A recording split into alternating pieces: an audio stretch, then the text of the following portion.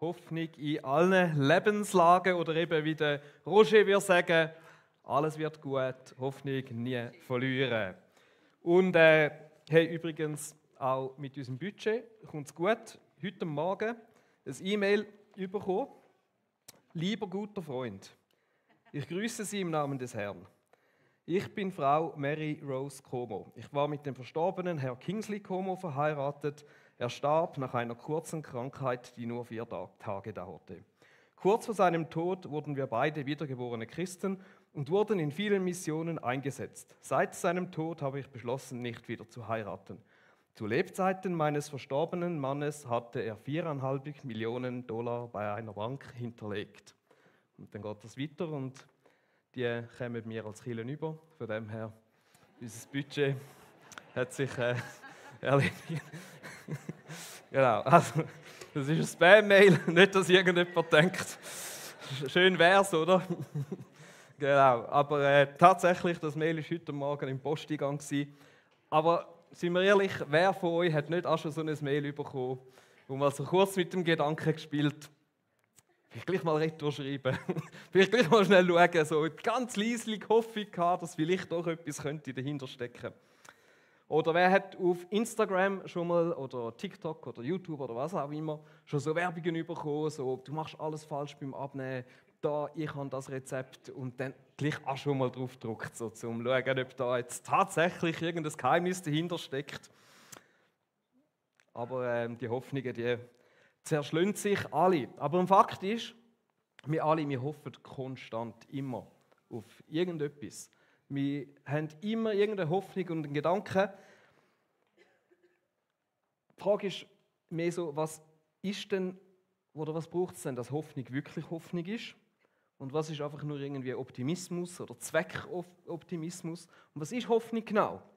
Wikipedia sagt, Hoffnung ist eine positive Erwartungshaltung, dass etwas Wünschenswertes eintreten wird, ohne dass wirklich Gewissheit darüber besteht. Und so haben wir immer Hoffnungen, dass etwas Positives in der Zukunft passiert, ohne dass wir sicher sind. Steffi und ich, momentan, wir hoffen zum Beispiel sehr fest, dass unser erstes Kind ein Anfängerbaby wird, oder? Das ist unsere Hoffnung. Und jetzt auch für all die, die es noch nicht... Genau, jetzt ist es offiziell, genau. Genau. Danke. Also wir hoffen auf ein Anfängerbaby. Auf was hoffst du? Vielleicht, dass du irgendwann einfach reich wirst, dass eine Verletzung bald heilt, dass sich eine Situation bei deiner Arbeit verändert, sich deine psychische Gesundheit kann verbessern oder eine Beziehung nicht zerbricht oder wieder zusammenfindet, wieder kann hergestellt werden. Wir alle haben so Hoffnungen. Und dann bin ich in der Vorbereitung darauf gestoßen, dass Hoffnung aber auch problematisch sein kann. Sie kann dazu führen, dass wir uns dazu dienen, dass wir uns eigentlich der Realität verweigern und uns so fest an irgendetwas, einer Hoffnung festheben, dass wir einfach zum nicht akzeptieren, was eigentlich unsere Umstände sind und die Situation, wo wir drin sind. Und das kann uns dazu verleiten, schlussendlich in missbräuchlichen Situationen auszuharren oder kann uns dazu bringen, um uns in andere gefährliche Risiken hineinzubegeben, in der Hoffnung, dass es sich auszahlt. Jetzt im einfachen Fall eben irgendwo Krypto spekulieren oder was auch immer. Aber es kann sein, dass wir uns so auf eine Hoffnung fixieren und dass wir uns andere Möglichkeiten, die eigentlich auch gut wären, verschliessen, weil es unbedingt genau das muss sein. Hoffnung ist auch dann ganz schwierig, wenn sie enttäuscht wird. Ganz speziell, wenn sie immer wieder enttäuscht wird. Das kann dazu führen, dass wir uns nicht mehr getrauen zu hoffen oder Hoffnung ganz verlieren. Und das ist meistens dann irgendwo auch eine Vorstufe, wo dazu führt, dass Menschen vielleicht sagen, hey, ich sehe keinen Sinn mehr im Leben. Aber es ist enorm schmerzhaft, wenn eine Hoffnung, die wir haben, enttäuscht wird. Und ich kenne Freunde, die in einer Situation gesagt haben, hey, ich höre lieber auf zu hoffen, weil es zu schmerzhaft ist und die Hoffnung wieder enttäuscht wird. Vielleicht kennst du das auch. Wir alle brauchen Hoffnung, ganz dringend. Sie gibt uns Lebensmut, sie gibt uns Kraft, Unsere Gesellschaft braucht Hoffnung. Gerade vielleicht angesichts von dieser angespannten Weltlage, der vielen Krisen, die es weltweit gibt, von Krankheiten, von Tod, von Leid. Nur schon, wenn man die Statistiken anschaut in Bezug auf psychische Gesundheit, dann sieht man, dass in der Schweiz die Zahlen alarmierend zugenommen haben. Und oft steht eine fehlende Hoffnung am Anfang von psychischen Problemen. Und auch wenn du da drin hockst und sagst, ich bin eigentlich voller Hoffnung, dann ist die Chance trotzdem groß, dass eine aus 4 Personen in deinem Umfeld unbedingt Hoffnung braucht. Und die Frage ist, wo wir uns jetzt in dieser Serie auch ein bisschen stellen, ist es möglich, in jeder Lebenslage Hoffnung zu finden? Und wenn ja, wie? Und wir schauen speziell auf die christliche Hoffnung. Weil Glaube, Hoffnung und Liebe, das sind 3 christliche Grundtugenden. Also ist Hoffnung schon tief drin im Christentum. Aber die Frage ist, was ist denn die christliche Hoffnung, die wir haben? Und kann die Hoffnung und der Glaube, den wir haben, kann der wirklich tragen? Ist das auch heute noch aktuell? Etwas, wo anscheinend auch ganz viele Menschen heute nicht mehr so sehen. Und der Yuval Noah Harari, ein bekannter Autor, der argumentiert in seinem Buch Homo Deus, dass die Menschen sich früher nur darum an Gott oder an Götter gewendet haben, weil sie zu wenig Kontrolle über die Welt und ihre Umstände hatten und gehofft haben, dass indem sie das machen, dass sie irgendwo mehr Einfluss auf ihre Umstände bekommen oder dass dann eben Gott und die Götter sich würden um die Umstände kümmern. Und er argumentiert, dass durch den Fortschritt und die Wissenschaft heute die Menschen so viel Kontrolle oder immer mehr Kontrolle über ihre Umstände haben, dass sie nicht mehr auf die Art und Weise von Hoffnung angewiesen sind. Dass sich der Mensch so quasi anstelle von Gott gesetzt hat und heute selber kann für sein Glück und für seine Zufriedenheit und für seine Umstände sich verantworten. Aber wenn es so wäre, ganz ehrlich, dann müsste die Welt doch ein besserer Ort sein, oder? Warum gibt es immer noch so viel Unzufriedenheit, Depressionen, Drogenmissbrauch, Verzweiflung, Sucht, Einsamkeit? Und das nicht einfach dort, wo die Menschen schwieriger haben, in den Ländern, wo die Leute arm sind, sondern ganz speziell in den fortschrittlichsten Ländern, wo an mir drin leben. Der Tim Keller hebt dem Yuval Noah Harari entgegen: Die große Herausforderung des Menschen besteht seit Urzeiten nicht bloß darin, die Natur da draußen in den Griff zu bekommen, sondern auch, und dies ist noch viel schwieriger, die Natur drinnen. Also die vielen Rätsel und Probleme der menschlichen Natur selbst. Wir brauchen ein Ziel für unser Leben und haben einen Hunger nach Sinn. Wir erkennen, dass Dinge, die uns eigentlich satt machen sollten, dies nicht leisten können. Wir stehen mit Entsetzen vor dem Bösen, zu dem Menschen, uns selbst eingeschlossen, fähig sind. Wie können wir uns heilen? Und ich glaube, das ist im Endeffekt die große Frage. Gibt es für das eine Hoffnung? Gibt es eine Hoffnung, die in jede Lebenslage hineinredet? Oder ist die christliche Hoffnung in erster Linie, so wie es vielen bekannt ist, einfach eine Hoffnung auf die Ewigkeit raus, aber hat nicht viel mit dem Jetzt zu tun? Das möchten wir miteinander anschauen, weil viele Menschen, und ich bin überzeugt, dass wir eben auch heute eine Hoffnung haben, und viele Menschen langen das nicht, einfach nur eine Zukunftshoffnung haben. Man sieht zum Beispiel auf SRF letzte, dass nur noch irgendwie jeder Zweite irgendwo an Gott glaubt. Wir möchten miteinander ein bisschen anschauen, wie denn die Hoffnung aussieht. Für das tauchen wir jetzt gerade mal direkt in die Bibel ein und machen so eine Art eine Wortstudie und schauen mal an, wie denn der Begriff Hoffnung in der Bibel gefüllt ist. Weil oft hat man dann ein deutsches Wort und unter dem haben wir eine Vorstellung, aber es lohnt sich anzuschauen, ob das im Hebräischen oder im Griechischen 1:1 das Gleiche bedeutet wie bei uns. Wir machen das gerade mit einem Psalm, wo die beiden Wörter, die es im Hebräischen gibt, für Hoffnung vorkommen. Das ist der Psalm 130 und da sieht man, wie der Autor aus einer tiefen Verzweiflung zu Gott ruft. Ich lese den ersten Teil, den habt ihr nicht auf dem Slide noch. Herr, aus tiefster Verzweiflung schreie ich zu dir. Bitte höre mich an, Herr, lass mein Flehen doch zu dir dringen. Wenn du, Herr, jedes Vergehen gnadenlos anrechnest, Wer kann da vor dir bestehen? Doch bei dir finden wir Vergebung. Ja, du vergibst, damit wir dir in Ehrfurcht begegnen. Ich setze meine ganze Hoffnung auf den Herrn. Ich warte auf sein erlösendes Wort. Ja, ich warte voller Sehnsucht auf den Herrn, mehr als die Wächter auf den Morgen. Volk Israel, setze deine Hoffnung auf den Herrn, denn er allein ist gnädig. Er erlöst ganz und gar. Er wird Israel von aller Schuld befreien. Ihr seht hier die zwei Wörter, die in dem Text vorkommen, die im Hebräischen für Hoffnung stehen. Das ist das Kavah und das Jakal. In den Elberfelder, wenn man es so, wo das teilweise noch ein bisschen wortwörtlicher übersetzen, werden die Wörter mit warten und mit harren übersetzt. Und das ist die ursprüngliche eigentliche Bedeutung. Es ist vor allem ein Warten. Hoffnung ist in der Bibel also mit Warten verbunden oder beschrieben.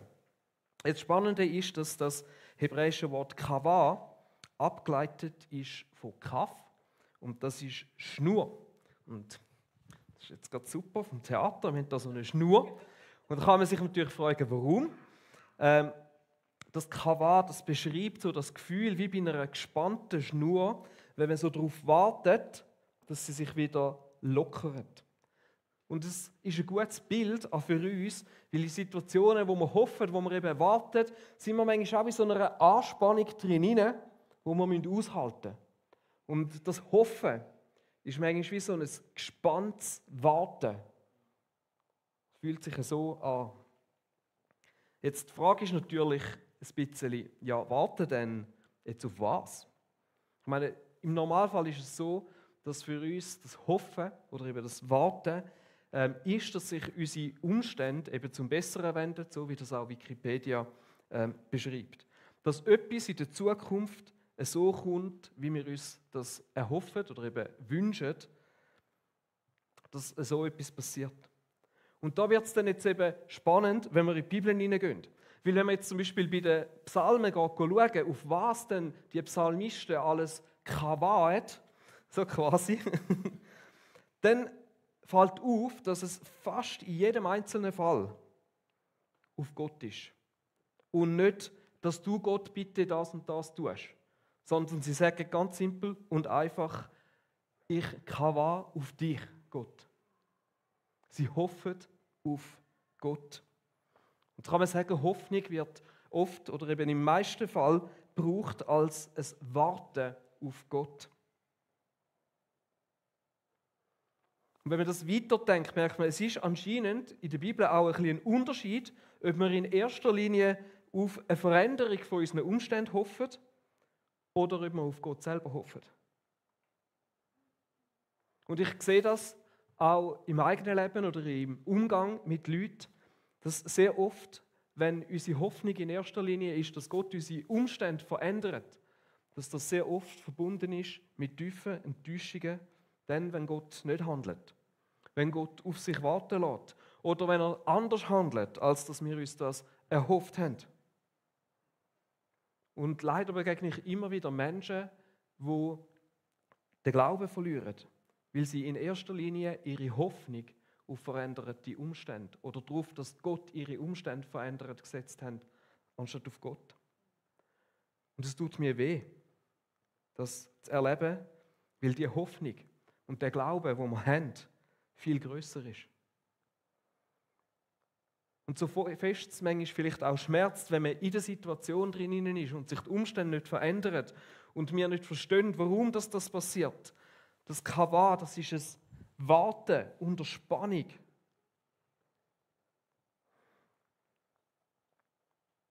Und ja, es tut manchmal, oder es kann manchmal sein, dass die Spannung ungeheuer lang andauert. Vielleicht sogar ein Leben lang. Und manchmal wissen wir nicht, wie wir sie aushalten können oder sollen aushalten, weil es so schwierig ist. Und wir würden uns wünschen, dass die Situation sich irgendwo einfach auflöst. Aber es ist weniger das, was wir in der Bibel sehen. Natürlich haben die Leute das auch gehofft. Aber warten oder eben das Hoffen auf Gott heisst in dem Moment unseren Blick auf ihn zu richten.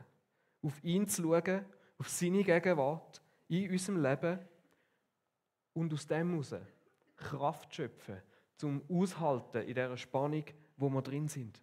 Ein gutes Beispiel sehen wir im Jesaja 40. Da, wenn er im unteren Abschnitt, also es ist generell ein Kapitel, wo sich lohnt zum Lesen, aber im unteren Abschnitt heißt es irgendwann von diesen Leuten, hey, ich glaube, wir sind Gott egal, er sieht uns nicht. Und nachher kommt die Antwort und sagt, versteht ihr es denn nicht? Der Gott, der ist so viel grösser. Er ist der, der euch Kraft gibt in dieser Situation, wo du das Gefühl hast, Gott ist dir egal.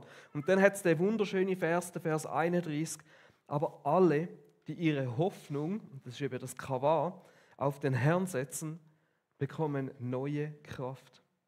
Sie sind wie Adler, denen mächtige Schwingen wachsen. Sie gehen und werden nicht müde, sie laufen und sind nicht erschöpft.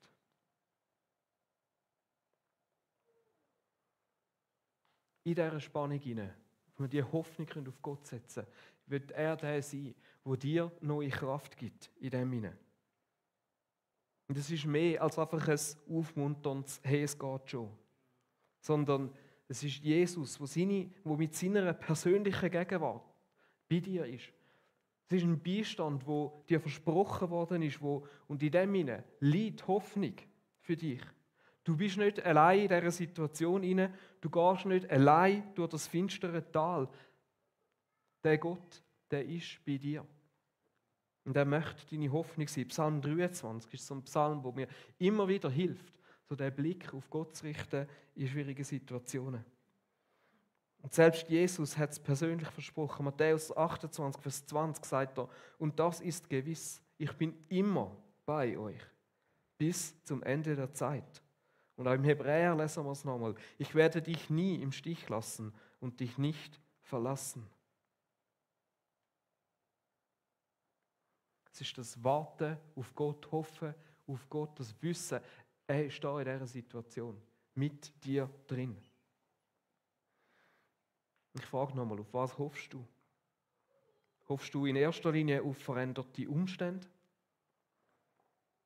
Oder schaffst du, den Blick auf Gott zu richten und auf ihn zu hoffen, als Person? Suchst du ihn? Oder fällt es dir schwer, auf den Gott zu hoffen?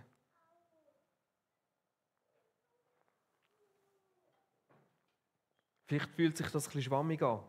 Spannend ist, dass wenn wir dann im Neuen Testament schauen, dort ist ja vor allem Griechisch und dort wird das griechische Wort Elpis für Hoffnung verwendet. Und das ist ein bisschen näher am Deutschen, aber es hat doch auch einen Unterschied, weil es ist viel stärker als das deutsche Wort für Hoffnung. Wir würden übersetzen, und so findet man es auch immer wieder mal im Neuen Testament übersetzt, es ist eine gewisse, eine feste Hoffnung, eine sichere Erwartung. Wir sehen zum Beispiel im 1. Petrus 1, Vers 3 bis 4, wie er von dem erzählt. Er sagt, es heißt dort, gepriesen sei Gott, der Vater unseres Herrn Jesus Christus. In seinem großen Erbarmen hat er uns durch die Auferstehung Jesu Christi von den Toten ein neues Leben geschenkt. Wir sind von Neuem geboren und haben jetzt eine sichere, und die andere Übersetzung heißt eine lebendige Hoffnung, die Aussicht auf ein unvergängliches und makelloses Erbe, das nie seinen Wert verlieren wird. Das ist jetzt schön, oder?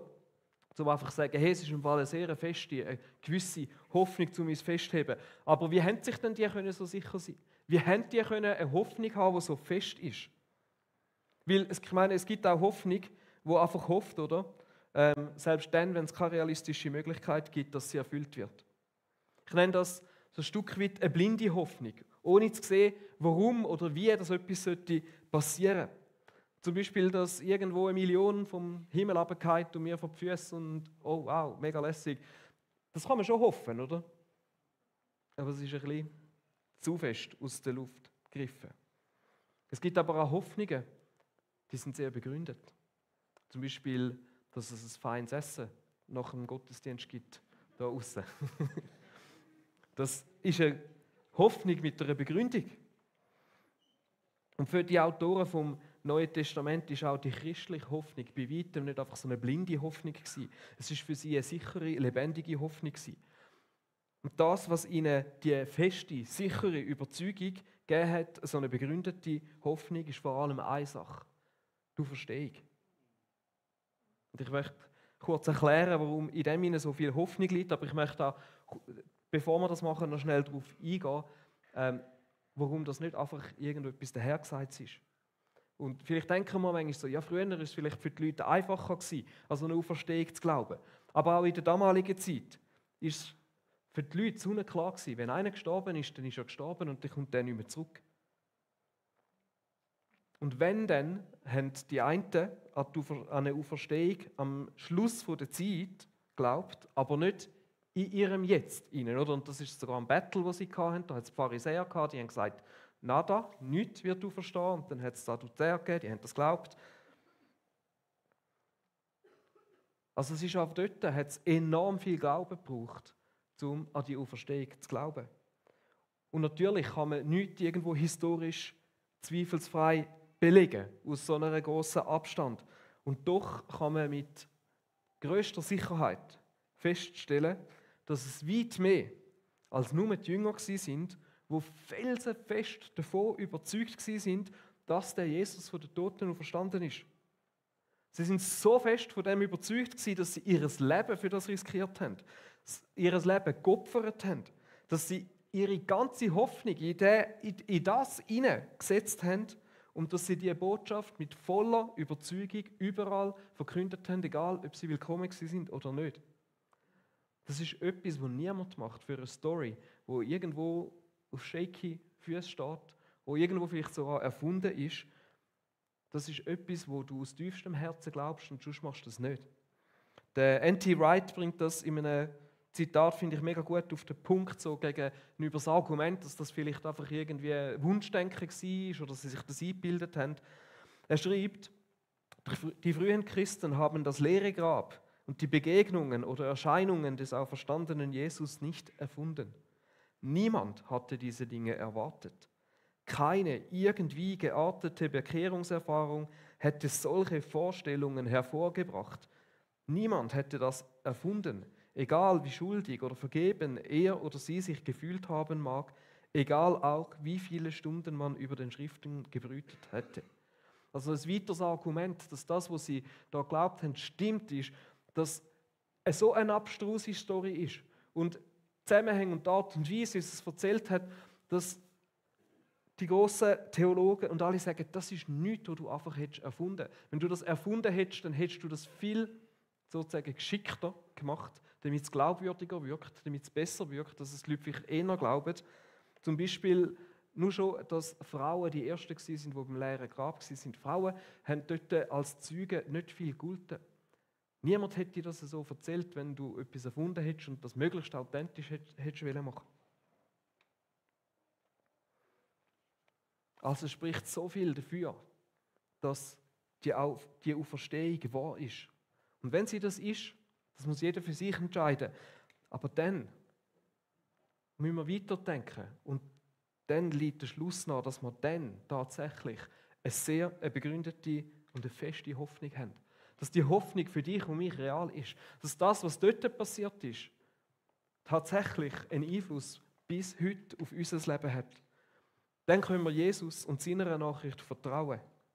Dann ist er wirklich Gottes Sohn gewesen. Und dann gelten die Verheißungen und das, was er erzählt hat, auch heute für dich und mich. Auch, dass für uns die Auferstehung eines Tages Realität ist. Auch, dass für uns das ewige Leben etwas ist, wo Jesus uns verheißen hat, dass der Tod nicht das Ende ist. 1. Johannes 2,25. Und das ist die Verheißung, die er uns verheißen hat, das ewige Leben. Und es ist vielleicht mal ein guter Moment, sich das auch nochmal ganz bewusst zu fragen. Glaube ich das wirklich? So, dass du weißt, dass du es weißt, dass du es weißt. Oder ist es für dich wie eine schwache Hoffnung, eine vage Hoffnung? Und ist es für dich auch so eine feste Hoffnung, wie das für die Jünger war, für die ersten Christen? Und wenn das wahr ist, wenn du auf die Hoffnung bauen willst, dann ist es eben auch nicht nur eine Hoffnung für die Zukunft. Dass Jesus auferstanden ist, oder wo Jesus auferstanden ist, hat er das zukünftige Reich von Gott, das er ankündigt, das er verkündigt, das er gelehrt hat, das er demonstriert hat, schon ins Jetzt hineingeholt. Hat es angefangen. Man muss sich das vorstellen, ich stelle mir das manchmal vor wie so ein Science-Fiction-Film, dass in dem Moment etwas in unserer Realität sich verändert hat, wo Jesus von den Toten auferstanden hat, dass sich wie so eine neue Zeit angefangen hat, wie so eine neue Dimension aufgetan hat, nämlich dass das Reich von ihm auf die Welt gekommen ist. Und es ist noch nicht in seiner ganzen Fülle da, das ist die Spannung, wo wir irgendwo drin leben, wo wir eben das Warten auf Gott in dieser Spannung manchmal auch brauchen. Aber es hat bereits angefangen. Es ist bereits eine Realität. Und in dem inne liegt enorm viel Hoffnung für dich und für mich, auch schon im Jetzt, auch schon in den Situationen, wo du drin bist. Und das Reich von Gott, das ist so faszinierend, anders. Und etwas, was wir oft nicht ganz verstehen oder wo es manchmal lang braucht, bis es immer mehr in unser Denken hineinsickert, ist, dass das Königreich Gottes ist, ein Königreich ist, wo alles Weltliche auf den Kopf stellt. Es ist so paradox. Es hat seine Stärke nicht in Macht, sondern in Schwachheit. Es hat keine Grenzen und doch existiert es.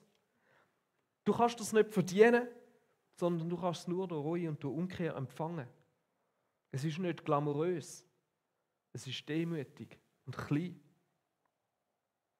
Und in diesem Königreich gelten ganz andere Gesetzmäßigkeiten, als wir uns gewöhnt sind. Es gibt Letzte, die werden Erste sein. Und Erste, die werden Letzte sein. Nicht die, die alles haben. Nicht die, die super erfolgreich sind. Nicht die Schönen und denen, wo es gut geht. Gott hat immer wieder die ausgewählt, die sonst niemand ausgewählt hat. Es ist ein roter Faden, der sich durch die Bibel zieht, vom Alten Testament ins Neue Testament. So oft hat Gott nicht den Erstgeborenen ausgewählt, sondern irgendwie den Zweiten oder sogar den Letzten. Er hat Söldner ausgewählt. Er hat Männer und Frauen mit Fehlern genommen, mit krassesten Fehlern. Durch die ganze Bibel durch. Und ich glaube, ein Punkt, wo Gott damit machen will, ist, hey, bei ihm gibt es keine hoffnungslosen Fälle. Egal wer du bist nicht ein hoffnungsloser Fall. Es gibt Hoffnung für dich. In diesem Reich. Unsere Hoffnung liegt auf Jesus, der auferstanden ist. Und drin in seiner guten Nachricht von dem Königreich, wo er es so beschreibt im Matthäus 5. Glücklich zu preisen sind die, die arm sind vor Gott, denn ihnen gehört das Himmelreich. Glücklich zu preisen sind die, die trauern, denn sie werden getröstet werden. Glücklich zu preisen sind die Sanftmütigen, denn sie werden die Erde als Besitz erhalten. Glücklich zu preisen sind die, die nach Gerechtigkeit hungern und dürsten, denn sie werden satt werden. Glücklich zu preisen sind die Barmherzigen, denn sie werden Erbarmen finden. Glücklich zu preisen sind die, die ein reines Herz haben, denn sie werden Gott sehen. Glücklich zu preisen sind die, die Frieden stiften, denn sie werden Söhne Gottes genannt werden. Glücklich zu preisen sind die, die um der Gerechtigkeit willen verfolgt werden, denn ihnen gehört das Himmelreich. Glücklich zu preisen seid ihr, wenn man euch um meinetwillen beschimpft und verfolgt und euch zu Unrecht die schlimmsten Dinge nachsagt. Ist das nicht eine wunderschöne Hoffnung für dich und mich?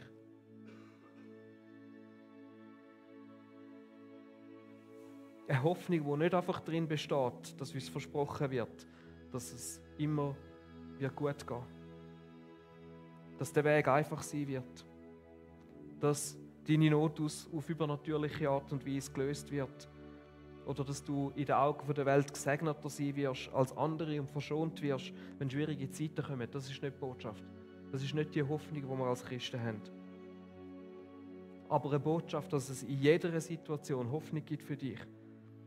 Weil der Gott mit denen ist, die traurig sind. Mit denen, die Not leiden. Mit denen, die arm sind. Mit denen, die Ungerechtigkeit erleiden. Mit denen, die ausgenützt werden. Mit denen, die Fehler machen. Mit denen, die versagt haben. Mit denen, die sich nach Frieden und Gerechtigkeit sehnen. Mit denen, die nicht mehr weiter wissen. Mit denen, die nicht mehr wissen, ob sie es noch tragen mögen. Die Hoffnung, das Reich, ist genau für dich. Und die Hoffnung besteht darin, dass wir mit Gott zusammen jeden Weg gehen können, der vor uns liegt. Egal, was kommt. Und das ist so eine viel größere, tiefere Hoffnung, als einfach die Hoffnung auf veränderte Umstände. Und es ist nicht einfach irgendeine Fantasiehoffnung. Es ist nicht einfach etwas Schönes, ein theoretisches, abstraktes Konstrukt, sondern es ist eine begründete, eine feste Hoffnung, verankert in der Auferstehung, in der Tatsache, dass Jesus gelebt hat, gestorben ist und wieder auferstanden ist.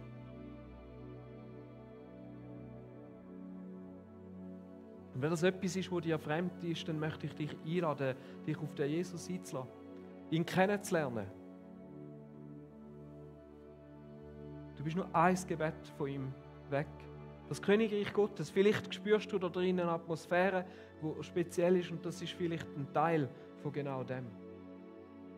Du darfst mega gern jetzt nachher auch im Worship-Teil auf unser Gebetsteam zugehen oder auf jemanden, den du kennst. Du kannst auch nach dem Gottesdienst auf uns zukommen, wenn du das möchtest.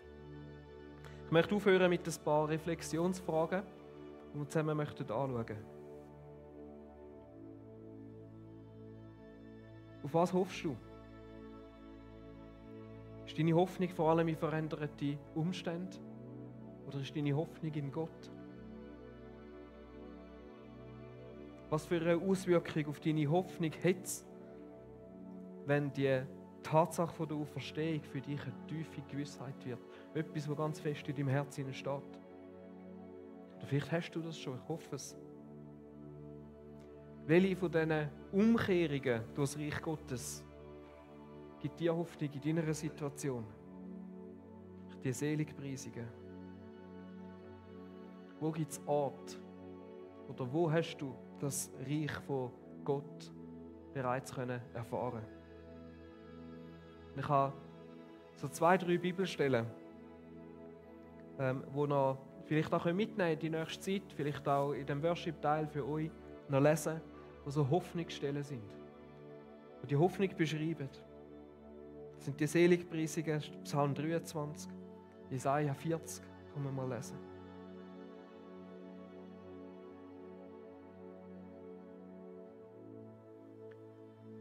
Ich bete zum Schluss, kommen wir stehen auf dazu.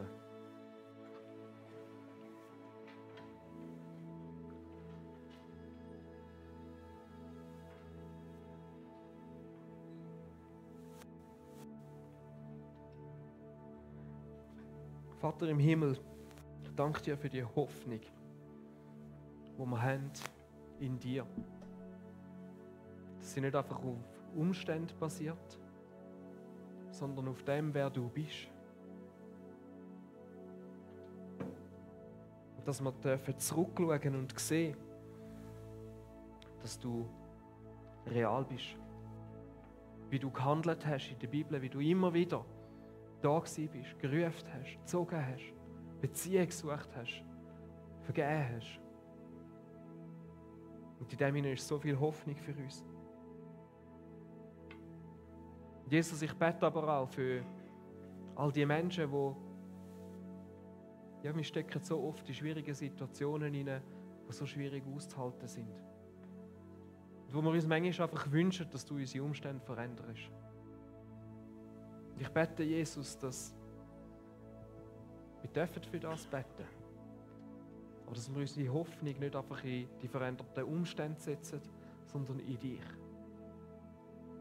in der Beziehung zu dir. Dass wir dürfen erfahren, was es heisst, im Psalm 23, auch wenn es durch dunkle Täler geht, fürchte ich kein Unglück, denn du, Herr, bist bei mir.